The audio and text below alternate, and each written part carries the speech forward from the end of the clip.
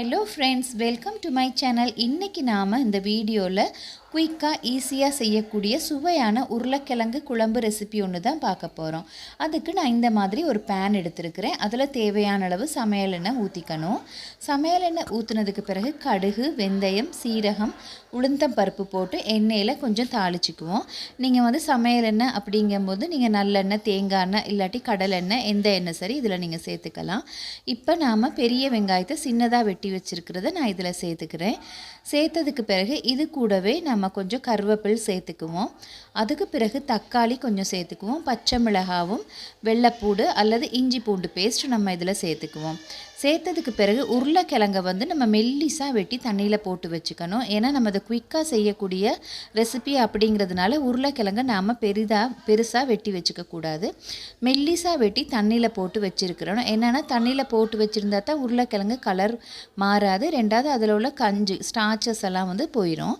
இப்போ நம்ம இந்த மாதிரி வெள்ளைப்பூடெல்லாம் போட்டு நல்லா இதை நம்ம வதக்கிக்குவோம்.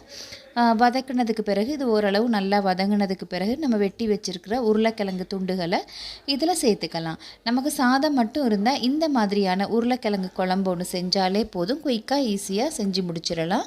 நமக்கு சாப்பிடவும் ஈஸியாக இருக்கும். இப்போ இந்த மாதிரி உருளைக்கிழங்கு நாம் இதில் சேர்த்துக்குவோம். சேர்த்ததுக்கு பிறகு இதில் தேவையான அளவு உப்பு, மஞ்சள் தூள் போட்டுக்குவோம். போட்டு முதல்ல கொஞ்சம் உருளைக்கிழங்கை நம்ம எண்ணெயிலே வதக்கிக்கணும். ஓரளவு நல்லா எண்ணெயில் வதக்கிக்கணும். இப்போ பாருங்கள், இந்த மாதிரி மஞ்சள் தூளும் போட்டுட்டு நம்ம உருளைக்கிழங்கை நல்லா வதக்கிக்குவோம். ப்ரெஷர் குக்கர் இருந்தால் நீங்கள் இன்னும் கொஞ்சம் குயிக்காக செய்யணும் அப்படின்னீங்கன்னா இதை நம்ம குக்கரில் வச்சுட்டு ஒரு 3 விசிலுக்கு எடுத்தாலே போதும். இப்போ நம்ம குக்கர் இல்லை அப்படின்னா நம்ம இந்த மாதிரி பாத்திரத்தில் செய்யணும்னா இந்த மெத்தடில் குட்டியாக உருளைக்கிழங்கை வெட்டிட்டு நீங்கள் செய்யலாம். இப்போ இதில் மிளகாய் தூள் கொஞ்சம் சேர்த்துக்குவோம். மசாலா தூள் தேவைன்னா மிளகுத்தூளும் சேர்த்துக்கலாம். சேர்த்துட்டு நம்ம முதல்ல நல்லா எண்ணெயிலே கொஞ்சம் வதக்கி விட்டுக்கணும். நல்லா எண்ணெயில் வதங்க விட்டதுக்கு பிறகு நாம் இதில் கொஞ்சம் சுடு தண்ணியோ அல்லது பச்சை தண்ணியோ இதில் சேர்த்து நல்லா வேக வச்சு எடுத்துக்கலாம். இப்போ இதை நல்லா நம்ம மிக்ஸ் பண்ணிவிட்டு நான் சுடு தண்ணி கொஞ்சம் சேர்த்துக்கிட்டேன்.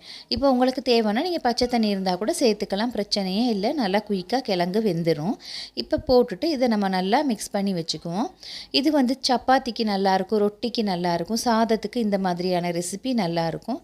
இந்த மாதிரி நம்ம நல்லா தண்ணியில் எல்லாம் மிக்ஸ் பண்ணி விட்டு மசாலா தூள், மஞ்சள் தூள், உப்புத்தூள் எல்லாம் சேர்கிற மாதிரி நல்லா மிக்ஸ் பண்ணி விட்டுட்டு நல்லா வேக விட்டுக்குவோம். உங்களுக்கு விருப்பம்னா நீங்கள் இதில் தேங்காய் பால், அதாவது ரெண்டாவது பால் கூட நீங்கள் இதில் ஊற்றிட்டு நல்லா கிழங்க வேக வச்சுட்டு கடைசியாக கட்டிப்பால் ஊற்றி இறக்குனா அதுவும் சூப்பராக இருக்கும்.